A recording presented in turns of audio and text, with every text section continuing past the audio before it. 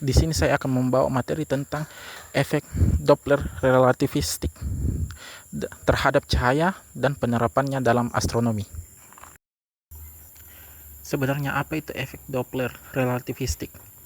Efek Doppler adalah fenomena fisik yang terjadi ketika sumber gelombang atau penerima gelombang bergerak relatif satu sama lain. Hal ini menyebabkan perubahan frekuensi yang diterima oleh pengamat dibandingkan dengan frekuensi asli yang dipancarkan. Fenomena efek Doppler ini pertama kali ditemukan oleh Christian Doppler pada tahun 1842 dan memiliki penerapan yang luas dalam berbagai bidang, seperti sistem radar, telekomunikasi, ataupun dalam astronomi. Efek Doppler terhadap cahaya. Ketika sumber cahaya bergerak mendekati pengamat, frekuensi cahaya yang akan diterima akan meningkat, menghasilkan pergeseran biru. Sebaliknya, jika sumber menjauhi pengamat, frekuensi yang akan diterima akan menurun, menghasilkan pergeseran merah. Efek Doppler terhadap cahaya terjadi ketika sumber cahaya atau pengamat bergerak relatif terhadap satu sama lain, merupakan perubahan frekuensi atau panjang gelombang cahaya yang diterima oleh pengamat disebabkan oleh gerakan relatif. Adapun penerapan efek Doppler dalam astronomi. Dalam astronomi, efek Doppler digunakan untuk menentukan kecepatan dan arah benda angkasa seperti bintang, galaksi, dan planet.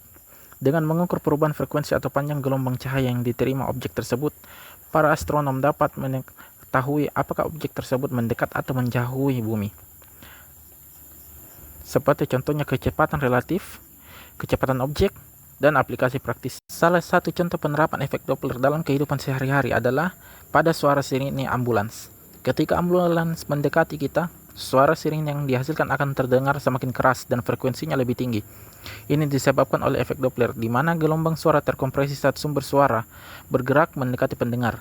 Sebaliknya, setelah ambulans melewati kita dan mulai menjauh, suara sirine akan terdengar lebih pelan dan frekuensinya lebih rendah. Hal ini terjadi karena gelombang suara yang dipancarkan menjadi lebih panjang saat sumber menjauhi pengamat, sehingga frekuensi yang diterima semakin berkurang. Contoh ini menunjukkan bagaimana efek Doppler dapat mempengaruhi persepsi suara dalam situasi sehari-hari, serta meningkatkan kesadaran terhadap kendaraan darurat yang mendekat. Jadi kesimpulannya yaitu, efek Doppler adalah fenomena fisik yang terjadi ketika frekuensi gelombang yang diterima oleh pengamat berubah akibat pergerakan relatif antar sumber gelombang dan pengamat. Efek Doppler ditemukan oleh fisikawan Austria, Christian Doppler, pada tahun 1842. Efek ini berlaku tidak hanya untuk gelombang suara, tetapi juga gelombang elektromagnetik, termasuk cahaya.